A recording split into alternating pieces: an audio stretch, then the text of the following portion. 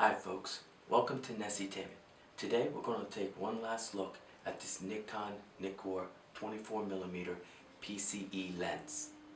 Now, the reason for this is because I think it's important for those who have film cameras to understand the pros and cons to it, owning one of these lenses.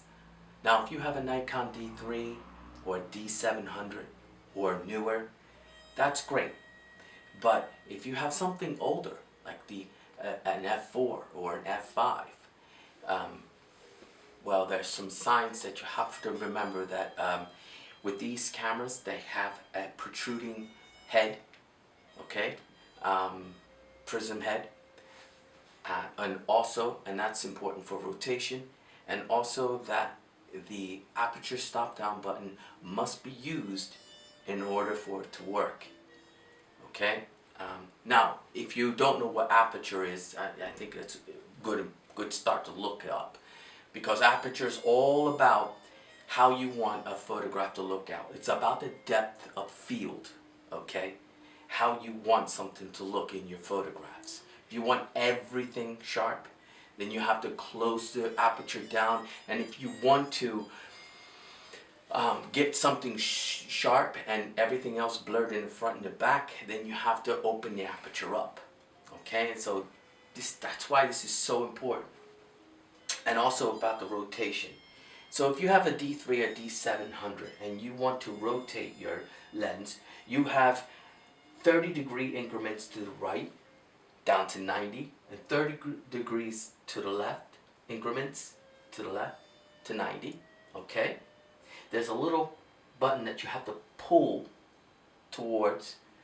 That's the square bit. You hold on to that and you move that, and that's the round bit of the lens. Okay, and there's a little lever that you have to pull back to rotate it. So let's go and take a look at rotation first. Let me bring this out. Okay, do you see that little rotate? Do you see that lever right there? Let me pull this back. It's a little lever right there. You pull that lever back, and then you can rotate it. Look out for this wheel. Make sure it clears. You see that? It clears the head, right? And that's 90, and it locks itself. And to release that lock, you pull that lever back, and you got 60, 30, and again, at 0, it locks itself. Pull the lever back, 30, 60, 90, and it locks itself. But like I said, when you're moving this around, make sure that this wheel right here is going to cross past this and not hit the head. I hope that's understandable. Okay, let's go on to the next thing. I'm going to take this off, this lens off, and I'm going to put this onto a Nikon F5 film camera. Alright, so we're going to remove this. Now, when you use obviously the D300, the D700 cameras, you have to set the aperture to f32. And once you set it to f32, that's it. You could just use the command dial, the wheels on it. Okay. The Nikon F5 also have command dial and wheels, but it doesn't work. I'll show you.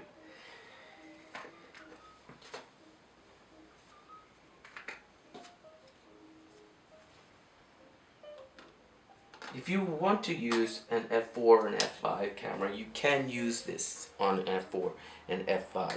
It's just that you're limited to what you cannot do. Well, what you can do anyway. First, as you can see, there's the prism head. Okay? And even though you can release this, I'm going to release this. You can move it 30, 60. It would hit the prism head if you move it any further. So you have to be careful. And with the F4, you can only move it 30 degrees. Okay? On the F4S, you can only move it because the protruding head will scratch it. You'll end up damaging your prism head. Okay? So that is one thing you have to remember. The other thing is just like with the F4S and the F5, the F5 has a command dial. So that way it's a lot easier to see things working. I don't know if you can see that right there. It's set on f32. Now, I'm going to move that manually to f3.5.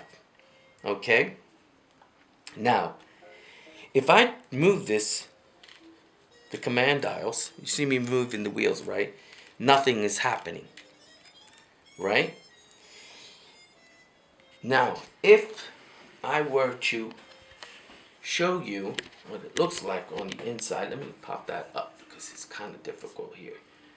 Let me see. Let me take these glasses off. I don't know if you can see inside there. Can you see? Yeah? Is it wide open? It should be wide open at 3.5. Now, I'm going to move it down, and it shouldn't be closing down. Is it closing down? No, it's not. That white circle is bright white. It's not closing down. Yet, I'm moving the aperture. You can hear me. Moving the aperture. What's going on? It doesn't work. Is it faulty? No, of course not. Don't be silly. I'm going to sell you something faulty. You see that? That's the aperture stop-down button. Watch this.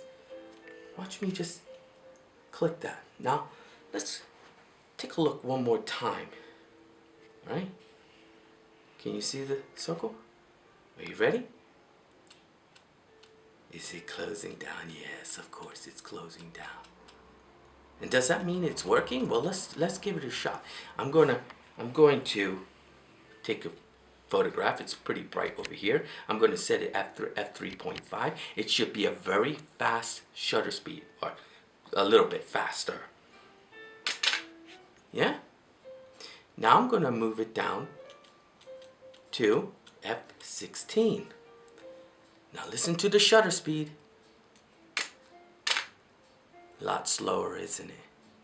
Yeah? You want to hear it again? f3.5.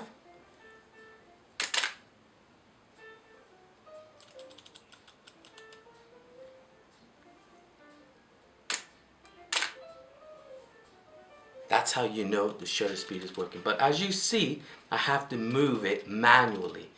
There is no command dial function available for the F4 or the F5. Alright? And basically, that's it.